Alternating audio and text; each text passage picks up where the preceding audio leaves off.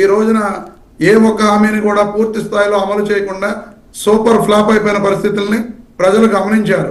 అంతేకాకుండా రాష్ట్రంలో వేలాది కోట్ల రూపాయలు, లక్షలాది కోట్ల రూపాయలు అప్పులు తీసుకొస్తూ వైఎస్ఆర్ కాంగ్రెస్ పార్టీ ప్రభుత్వం 5 ఏళ్లలో 3,32,000 కోట్ల రూపాయలు అప్పు చేస్తే ఈ కూటమి ప్రభుత్వం 2 సంవత్సరాల్లో 3,52,000 కోట్ల రూపాయలు అప్పు చేయడం ఈ రాష్ట్రాన్ని శ్రీలంకగా మారుస్తుంది అన్న పరిస్థితిని ఈ రాష్ట్ర ప్రజలందరూ కూడా గమనిస్తున్నారు, అర్థం చేసుకుంటున్నారు.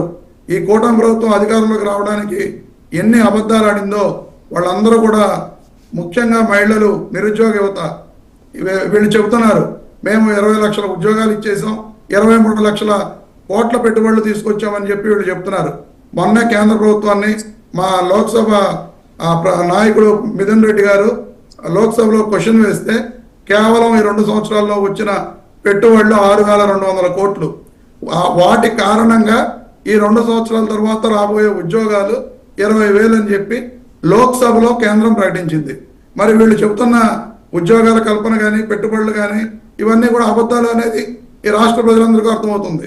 సో ఈ రాష్ట్ర ప్రజలందరూ కూడా రేపు రాబోయే స్థానిక సంస్థల ఎన్నికలలో ఏకపక్షంగా వైఎస్ఆర్ కాంగ్రెస్ పార్టీని గెలిపించకపోతే ఈ కూటమి ప్రభుత్వానికి బుద్ధి రాదు.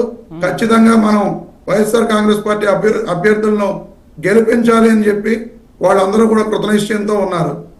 వైఎస్ఆర్ కాంగ్రెస్ పార్టీ అధ్యక్షులు జగన్మోహన్ రెడ్డి గారు చెప్పింది ఏంటంటే, వీళ్ళు ఖచ్చితంగా దాడులు, దౌర్జన్యాలు, భయపెట్టడాలు చేస్తారు కాబట్టి ఆ నియోజకవర్గ ఇన్ఛార్జీలు, పార్టీ కార్యకర్తలకు, నాయకులకు అక్కడ ఎవరైతే పోటీ చేయబోతున్నారో రమేష్ గారు కుట్రలు అన్ని జరుగుతాయని ముందే ఫిక్స్ అయిపోయారా ఏంటి?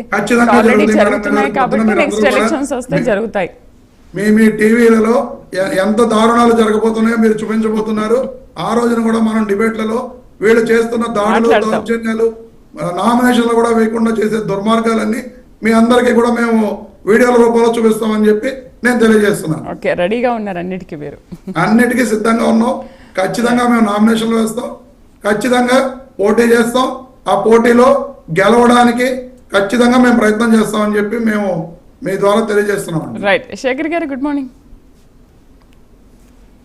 గుడ్ మార్నింగ్ శేఖర్ గారు, కూటమిలోని పార్టీలు, విపక్ష పార్టీ రెండు కూడా పోటాపోటీగా ఉన్నాయి. ఎలక్షన్లు ఎప్పుడు వస్తాయా, ఎప్పుడు ఏం చేద్దామా అన్నట్టుగా.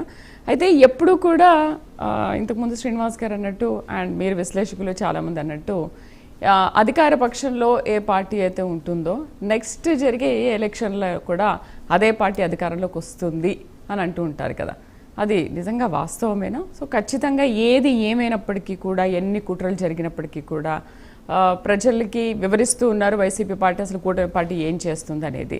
మరి ఈసారి కూడా అధికారంలో ఉన్న పార్టీనే ఇక్కడ కూడా రావచ్చా? ఇక్కడ స్థానిక సంస్థలు అనేసరికి